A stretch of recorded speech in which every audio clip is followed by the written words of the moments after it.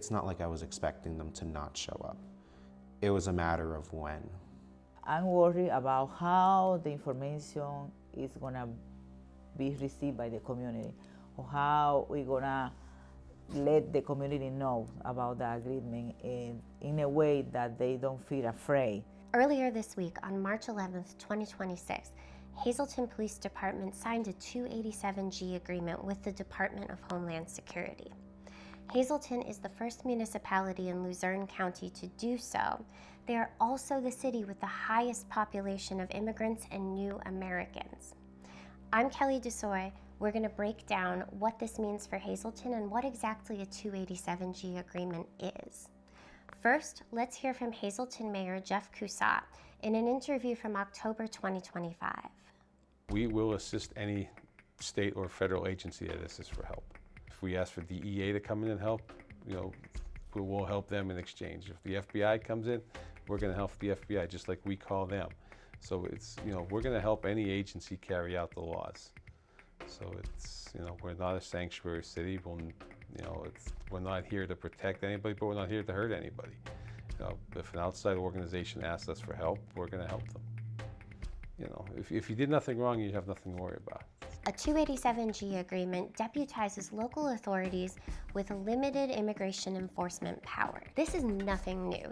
Actually, the 287G program has been around since 1996, but it has gained increasing popularity during the Trump administration as the federal government courts smaller municipalities with alluring reimbursement plans.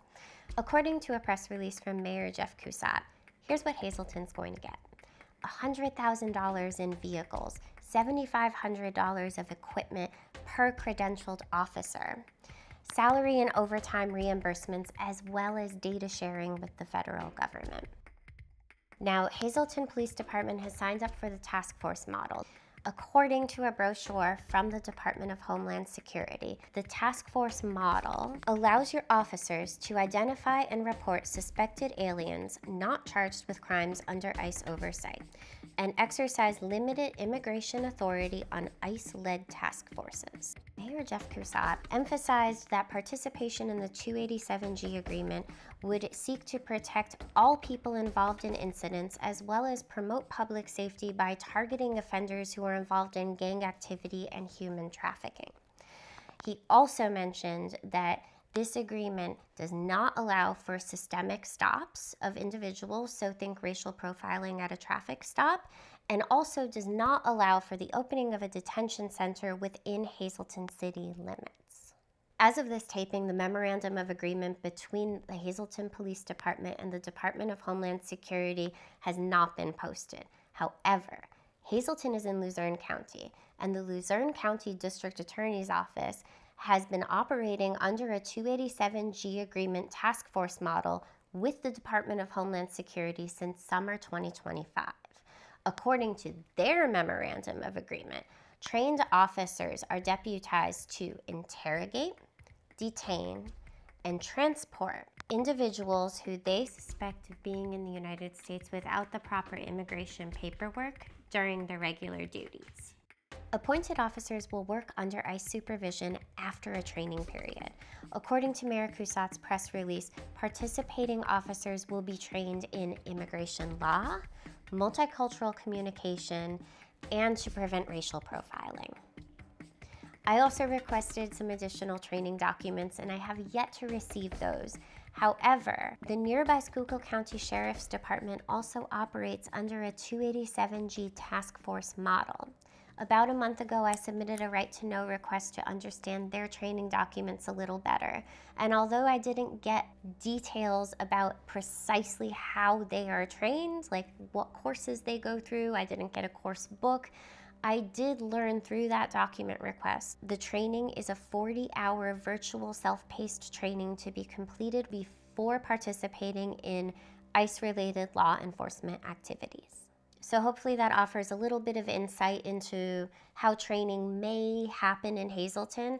Again, it's going to be a different memorandum of agreement. It's going to be a different training protocol, but if it's anything like Schuylkill County's training, it was virtual.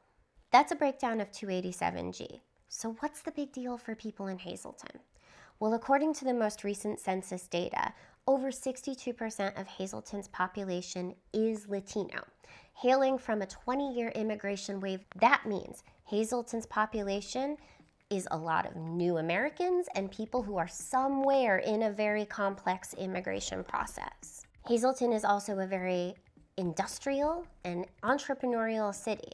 People have come to Hazleton to work in warehouses, to start new businesses, and the economy and tax base of Hazleton itself is inextricably linked to this population, which has been disproportionately targeted in the immigration crackdown of the last year. Needless to say, community leaders like Rosanna Gabriel, who is the executive director at the Hazleton Integration Project, are pretty concerned. Right now, my question for myself is why the agreement is we need the agreement. It's a quiet environment in the city, so the crime is not so high.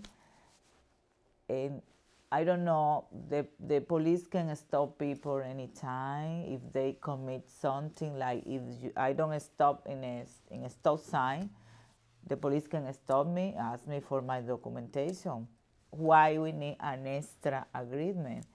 And I'm worried too about they stop attending activities, or they stop trying to find resources that the families need, because probably if they receive information in a bad way, they're gonna think that all the places gonna be somebody waiting for them. And they don't want to be involved. It's not documented or undocumented. Nobody wants to be involved in a situation.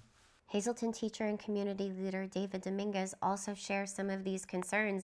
The people that come here to work don't just come here to stay and hang around. They're paying taxes. They filed tax returns that the Biden administration promised would be used against them to then deport them. And that very information is now being used against them. I would call them people who are fighting for their future and their children's future. Rosanna and David both have advice for residents. If you know you have questionable status, or if you know you have something out of date, whether it's the insurance, the inspection, if your license isn't renewed, everything has to be up to date. Nobody's gonna stop you. You are doing the thing okay, and it's not a situation that they're gonna be on the street stopping people all the time. No, this agreement is for criminal. And in his press release, Mayor Jeff Coussat also wanted to reassure the public that this is not about immigration or politics, this is about public safety. I have also reached out to Chief of Police Brian Schoonmaker, as well as Hazleton's solicitor via email and telephone, but I haven't heard back from them yet. This is a developing story. We're going to learn so much more in the coming days and weeks. But if you are worried about how this 287G agreement might affect you, your friends, family, and loved ones, I have added some resources to the captions that can give you a little bit of additional information or people to talk to who are really experts in this field. Thank you so much, and I look forward to keeping you guys informed. Bye for now.